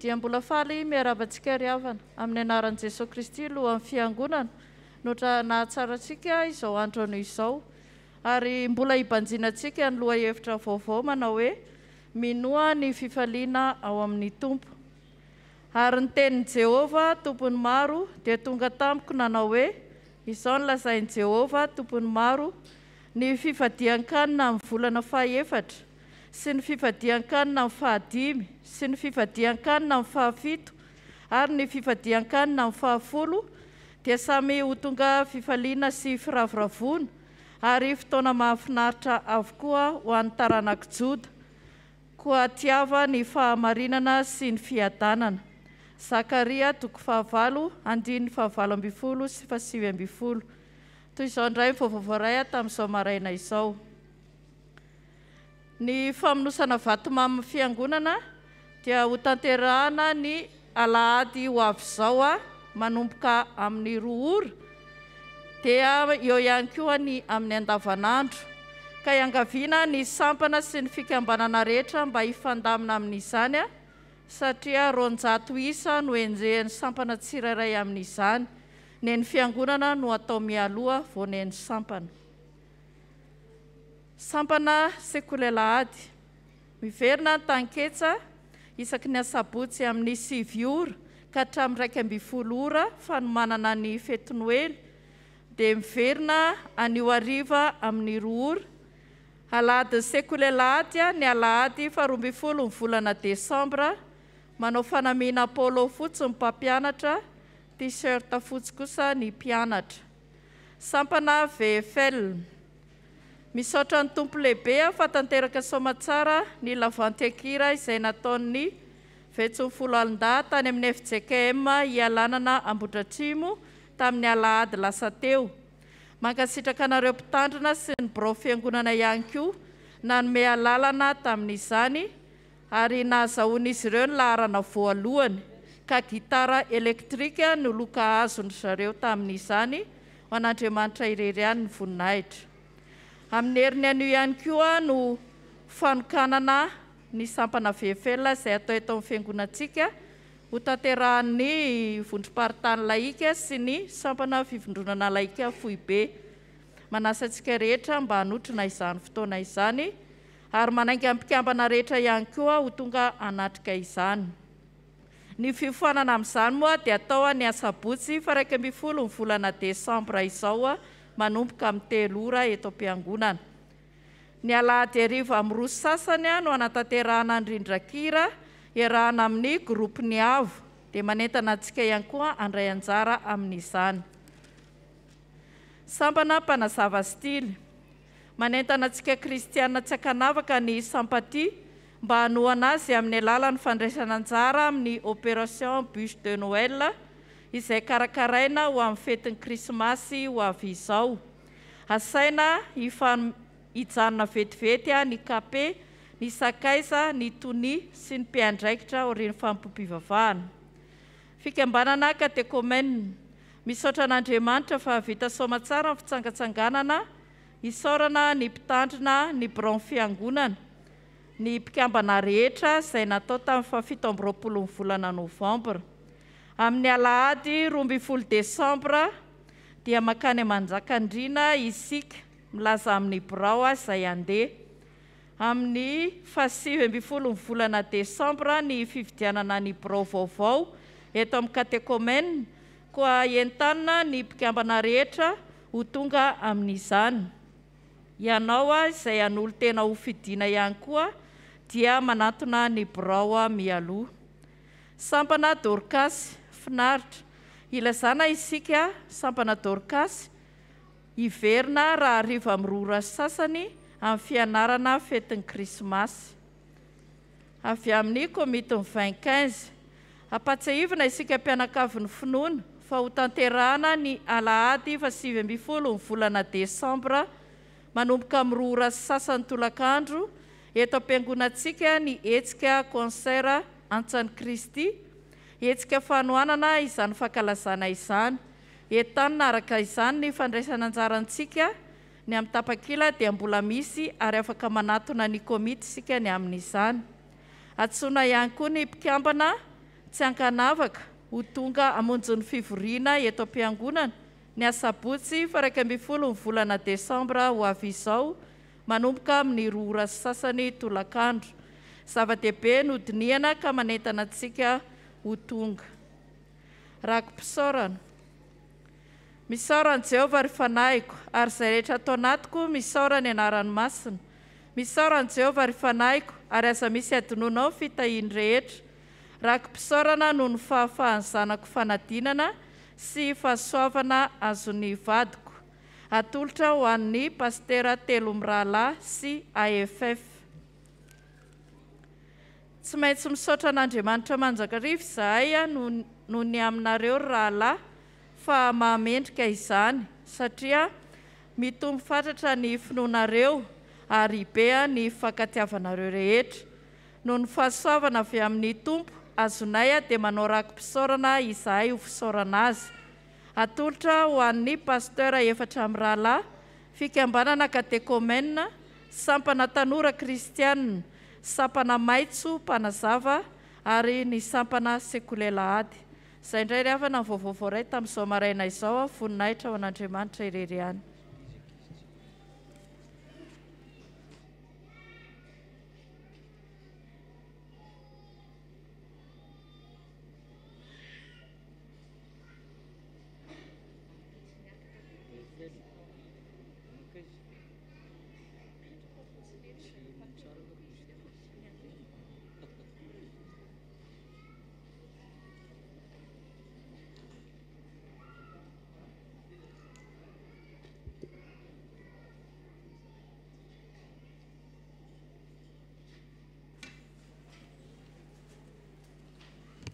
Manonona ny fiadanan'ny tompo amintsika rehetrarehetra.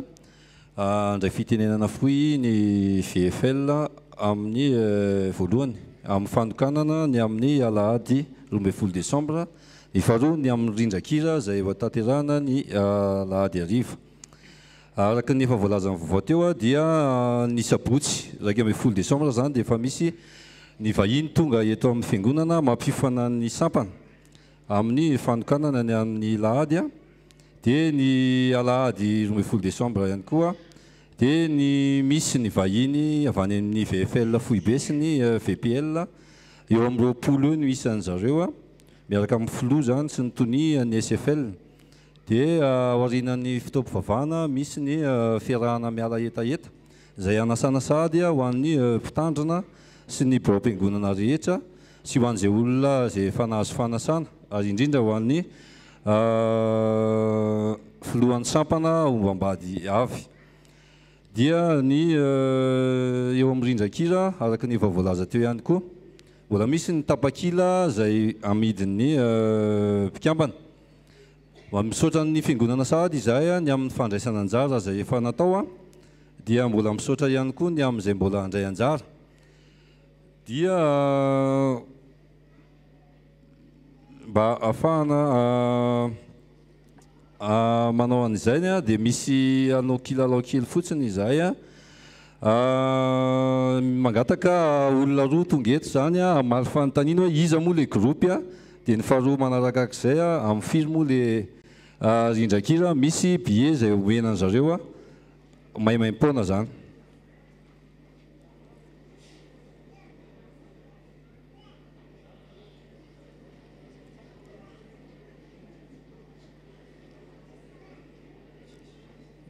Efa samy nahazo billet daholo zany tsika. Mangataka olona roa zany omena an'ireto billet reto amaly an'izay fanontaniana izay. Iza moa le gropy araka amintsika ny alahady hariva faha 12 desambra amin'ny firy le izy.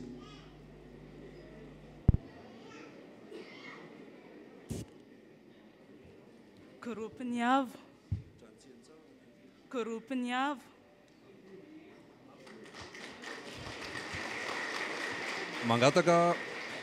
Mangataka olona ray iteny ny ora izay anatanterahana anazy.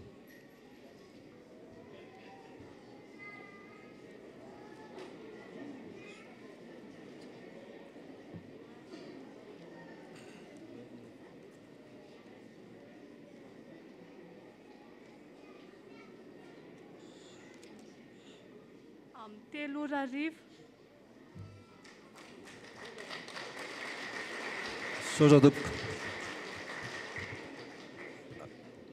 Izay ihany no vaovao avy aty amin'ny sampana dia manantena fanatsehana sy fiaraha-miasa antsika fiangonana ao anatin'ny lahady tontolo zany ny 12 desambra. Voninahitra ho an'Andriamanitra. Misaotra tompoko. Ny fanokanana ny VFL zany araka ny fomba ny sampana. Misy manko ny sampana manana fomba tahaka ny any skoto zany vokovoko manga dia misy fomba ny sampana. Fa ny fanokana ara-piangonana efa vitan'ny mpitandrina fa ny fanokanana araka ny fomba ny sampana zany dia manasa antsika izy ireo. Ny Noely zany amin'ity zany mba atao antsika miavaka tsara satria voelingelina be koa tamin'ny fiboana sy ny sisa dia manentana antsika zany hiezaka tsara ny sampana rehetra. Dia kôna koa tokony mba manao amin'ny manaraka tonton Fidy sy Lahety manao Josefa sy Marie. Josefa ne anaran'izy io. Dia ny amin'ny fitandremana ara-pahasalamana araka voalaza teo dia mahafisina trano zany tsika olo-kenitsika mahalala amin'ny tokony ataontsika. Fifalianantsika miarahaba-ndreto zanantsika na vita fanamasina fanambadiana André Mamonjy Rémy Judikael sy Razoarimanana Malala Prinsia Michel. Azanao zareo. Raha Bonary Andrianiony Mahatana sy Rakotary Vonana Domoina Nirina. Reo izy ireo Arina zareo marahaba anareo ny fiangonana. Saotra tompoko. Andria miaran-tsoa sanatra Isaiasy Ramahery Nirina Lalatina. Lasana ambanivohitra hono zareo. Rehefa avatsika reto masina fanambadiana trotrotsika ambavaka. Rakotary Vono Manontso Andony Aina sy Rakoto Malala ny Aina Patricia.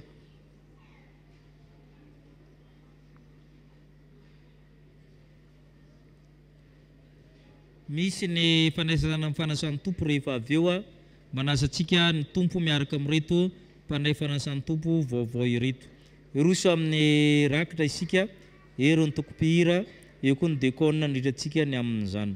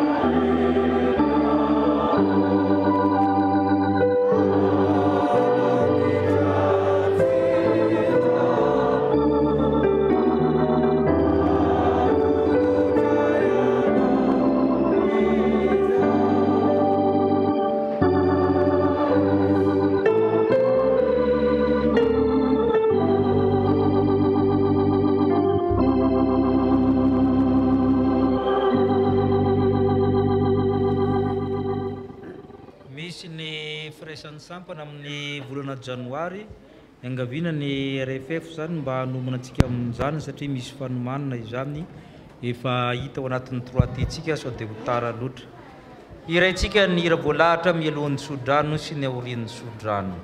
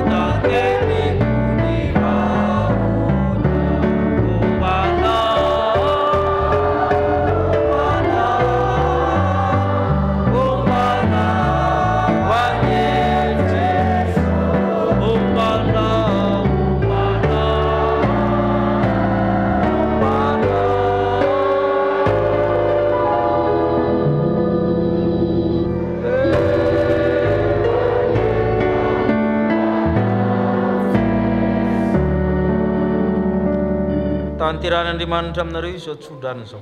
Andriamanitra ny fiadana izay mihoatra ny fanana rehetra hiaro ny fonareo, hiaro ny hevitra amin'ny Kristy Jesosy. Ho tahina raha mandeha, ho tahina raha mitoetra, ho tahina raha miditra, ho tahina raha mivoaka amin'ny tokantranonareo, ho tahina nateraky ny kibonareo, ho tahina nareo an-tsaha, ho tahina nareo an-tanàna. Amen.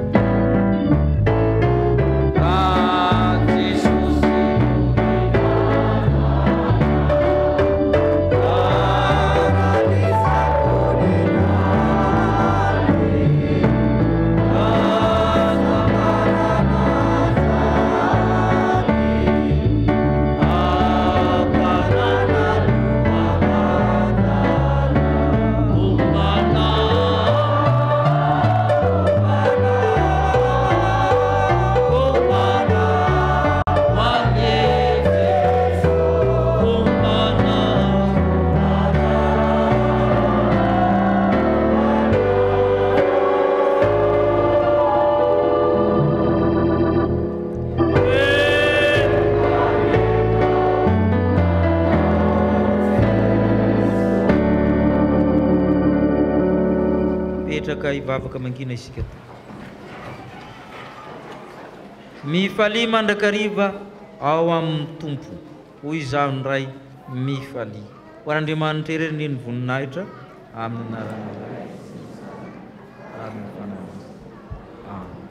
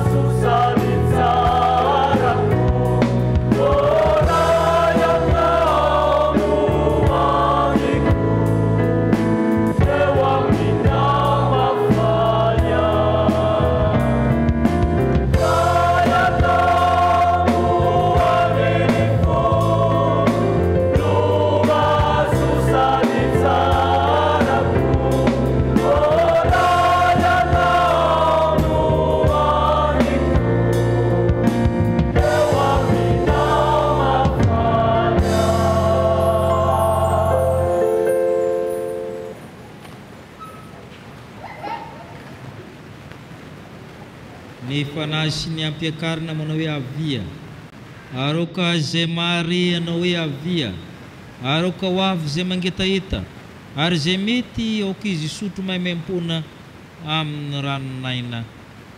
Amen. Izany fanasana lehibe ataony zanak'ondry zany dia mivelatra manoloanantsika amin'ny alalan'izao sakramenta masina izao, ka sandrato amin'ny tompo ny fonareo. Fantatra fa tompony tompo mpanjaka ny mpanjaka ianao Kristy, Andriamanitra avy amin'ny Andriamanitra, tompony tompo mpanjaka ny mpanjaka, amin'ny anaranao nandoa alehany lohalika rehetra nanandanitra na ety ambony tany na ambamin'ny tany. Noho izany dia feno fiderananao nandanitra, feno fanomezam-boninahitra anao ataonareo kerobima sy ny serafim rakotry ny elany, ny anjely tsy ombian'ny alina, ny apôstôly, ny mpaminany, ny martiora, ireo olombo avitra efa sambatra aminao. Koa mianta aminao zay Tompo amin'izao adventy izao, mba iombona amin'ny fe marobe anandanitra amin'ny fanjakana sy ny fibiana masina manao hoe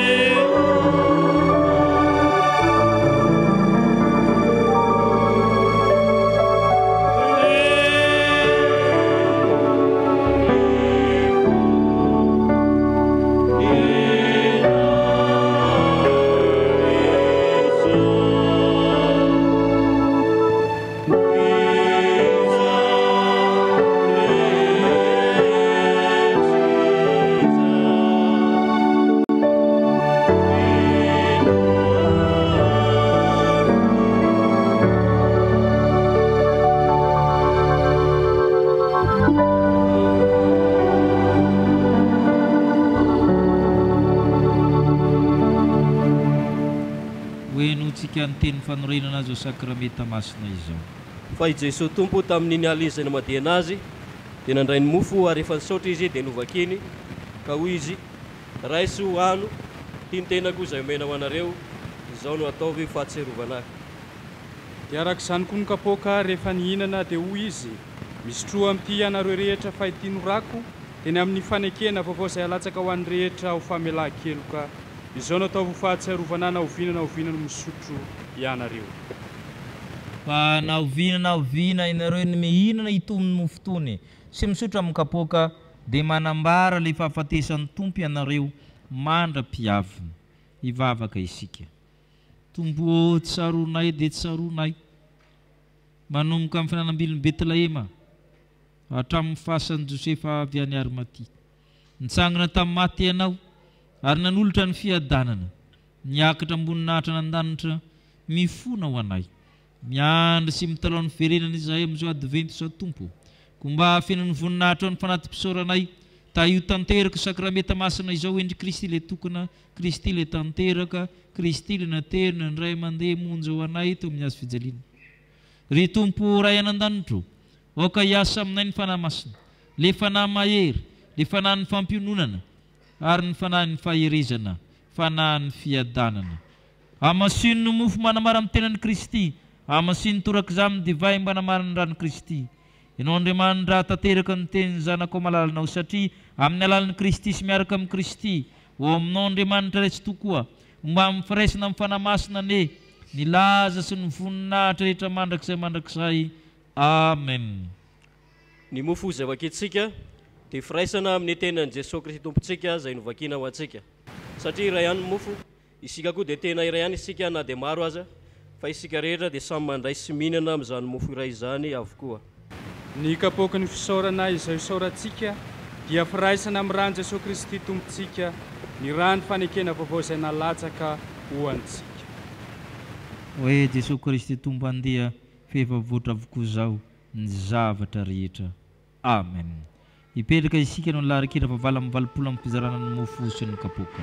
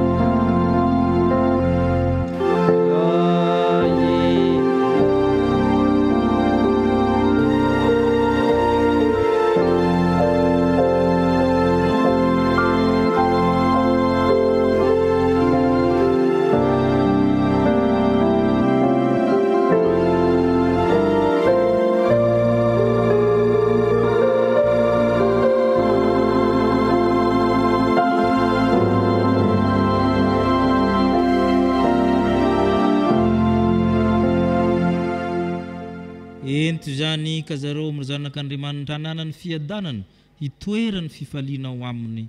Amen.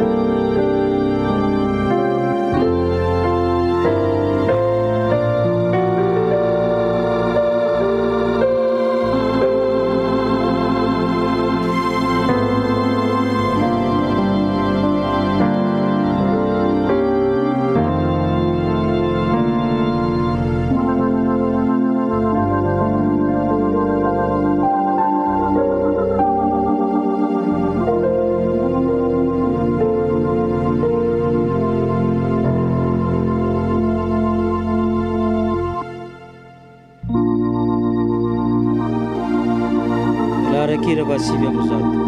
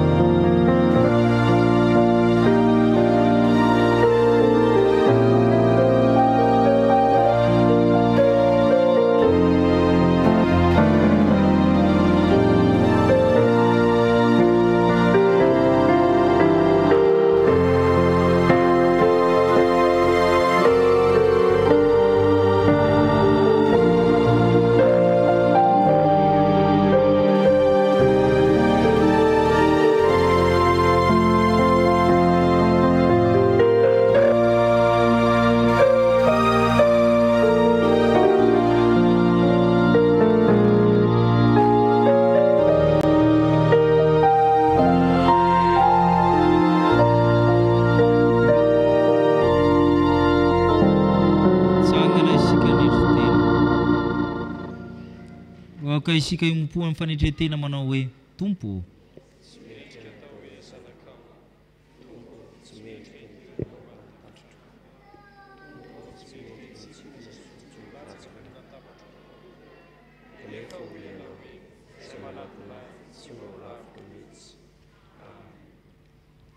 eto no anoranao anay mofonay na rano velona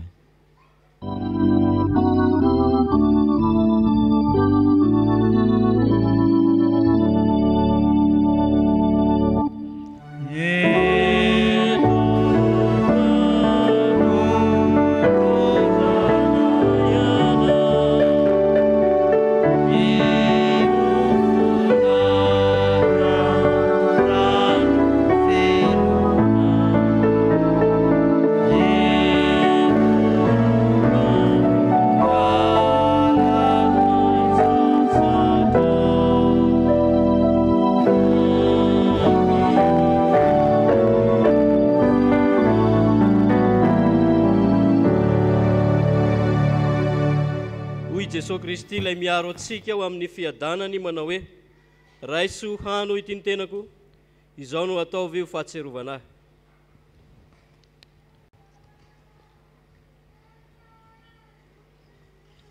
Raiso ny tenako ny teninao ny rako fiainana.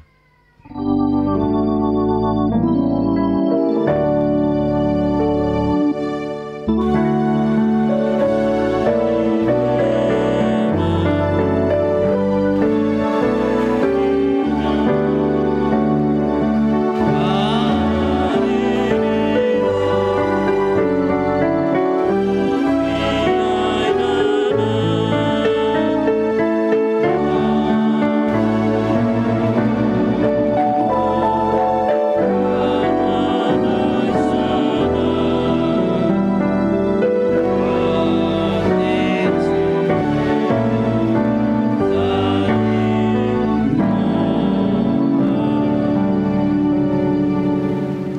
hoy Jesosy Kristy mampianatra antsika ny fiadanany hoe sotronareo rehetra ity fa ity norako teny amin'ny fanekena vaovao izay latsaka ho an'ny maro famelan-kelo.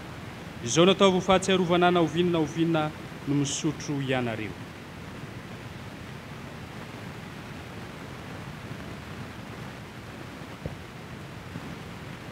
Misaotra anao zay Andriamanitra fehefina arak'izay mety izao sakramenta masina izao. Any mpanahy mahavoky izay amin'ny sakafo mifanjakany lanitra. Misaotra Tompo ny amin'ny fiadanana nintinao. Amen. Hoy ny apôstôly masina amin'ny Romanina 7:12 ny 9:20 sy ny 7:10. Oka tsy mba ho tenenina ratsy ny fahasoavana azonareo fa ny fanjakan'Andriamanitra tsy amin'ny fihinana sy ny fisotroana fa amin'ny fahamarinana sy ny fiadanana ary fifaliana ao amin'ny fanahy masina. Amen.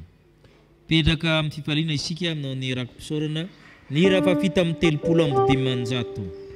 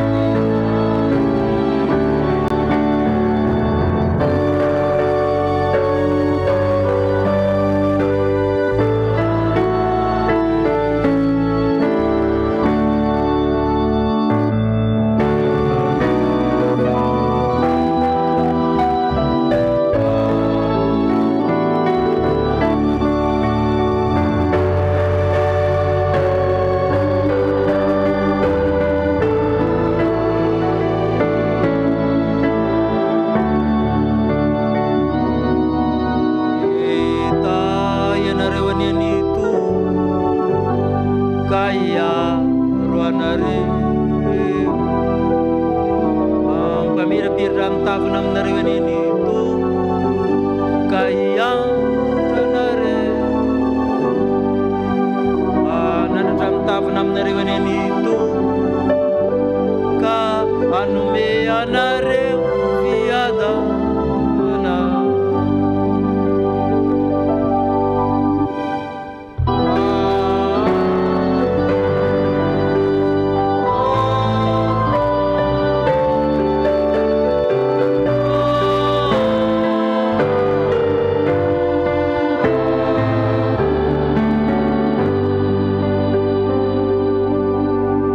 Petraka ivavaka mankina isika.